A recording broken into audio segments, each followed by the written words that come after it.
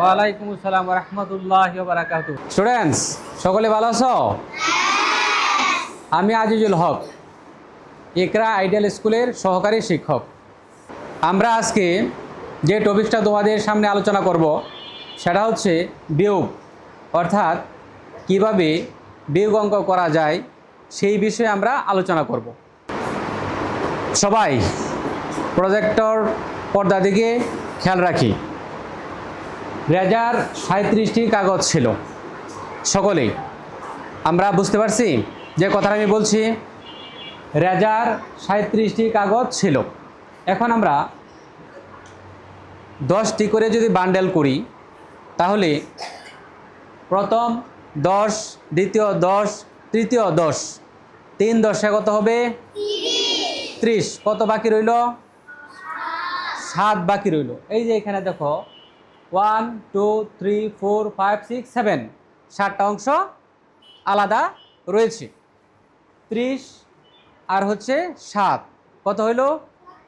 37। তাহলে টোটাল 37টা জিনিস আমরা পাইলাম। আমরা বুঝছি এই যে টোটাল রেজার কয়টা ছিল কাগজ? 37টি কাগজ ছিল। এখানে দুইটা অংশে আমরা বিভক্ত করেছি। প্রথম 10, দ্বিতীয় 10, তৃতীয় 10, তার মানে 3 10 কত? 30।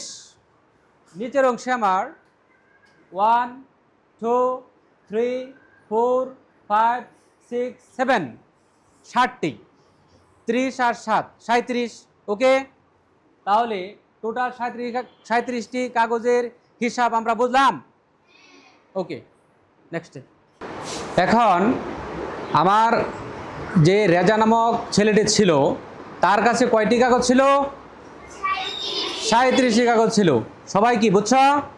এখন রেজার 37টি কাগজ ছিল, ঠিক আছে।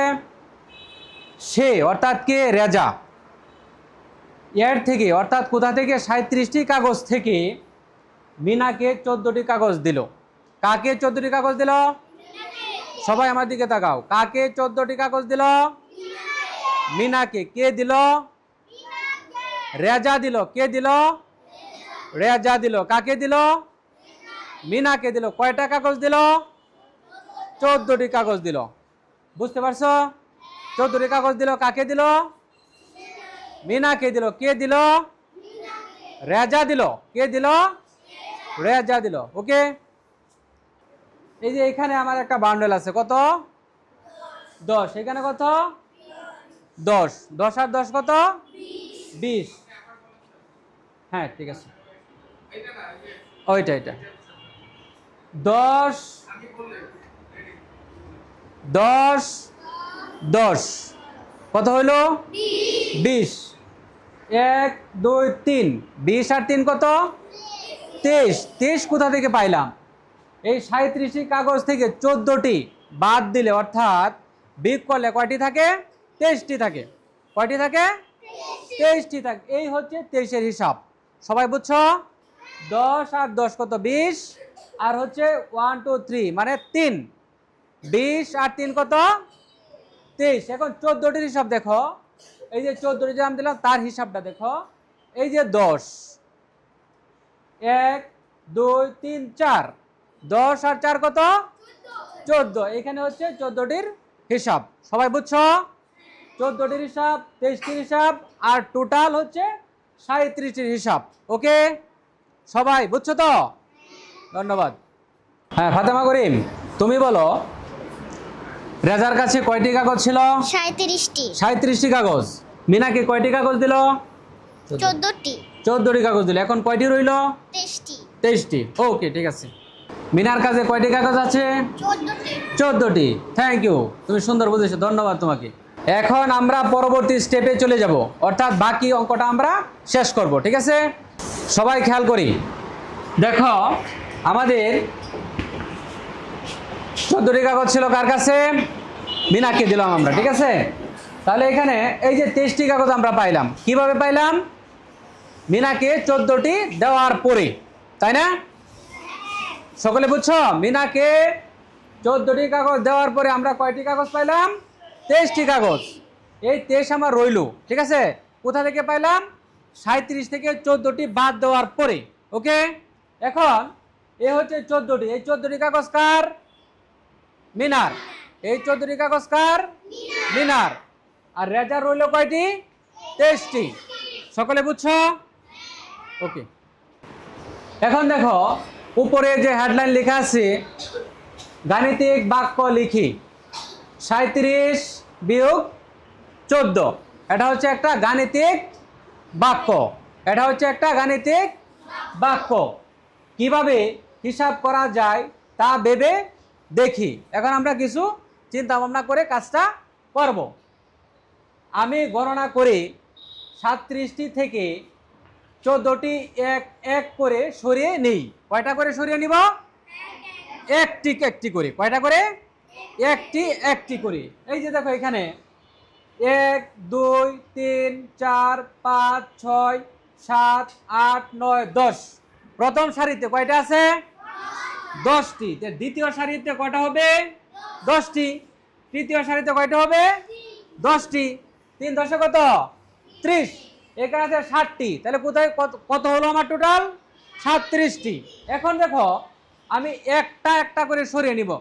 কটা সরিয়ে নিব? 14। কয়টি সরিয়ে নিব? 14টি। কারণ আমরা আগেই কি করেছিলাম? 14টি বাদ দিয়েছিলাম। এখন আমরা চিত্র সহকারে 14টি কিভাবে সরিয়ে নিচ্ছি এটা তোমাদেরকে আমি দেখাচ্ছি। ওকে, এখন দেখো এখানে কয়টা আছে? 10টি আছে। এখানে কয়টা আছে? 10টি আছে। এখানে আমরা কটা সরাই নিলাম দেখো, 1 2 3 4 5 6 7। এখানে কয়টি হলো? 60টি। 8 9 10 11 12 13 14। কয়টি হলো? 14টি সরিয়ে নিলাম। তাহলে 14টি সরিয়ে নিলে আমার কয়টি থাকে দেখো, এখানে কটা? 10টা। এখানে কটা? 10টা। কটা হলো? 20টি। তো এই যে এখানে বাকি রয়েছে 1 2 3, অর্থাৎ 20, এখানে 21 22 23। তাহলে আমার কয়টা রইলো? 23টি রইল। আর আমি সরিয়ে নিলাম কয়টা? 14টি। বুঝছো সবাই? ঠিক আছে।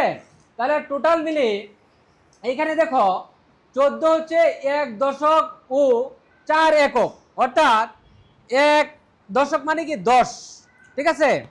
আর 4 একক মানে হচ্ছে 4। তাহলে 1 10 4 কত হয়? 14।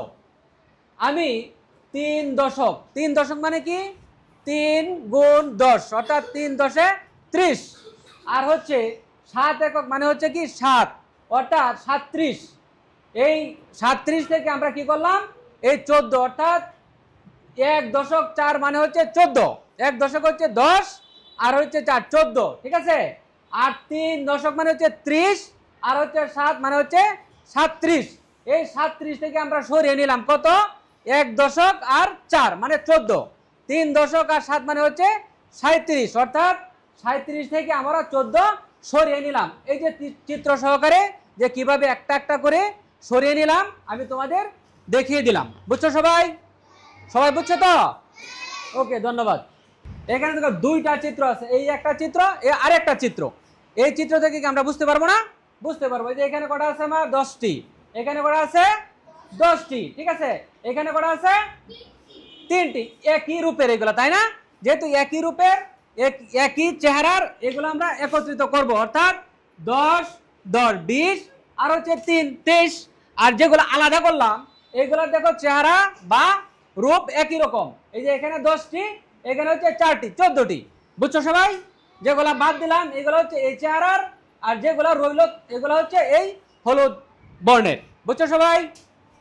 স্টুডেন্টস, আজকের আলোচনা থেকে আমরা বিয়োগের ধারণা পাইলাম এবং বিয়োগ কিভাবে করা যায় সেই বিষয়টা আমরা একেবারে হাতে নাতে প্র্যাকটিক্যালি তোমাদের বুঝাইলাম।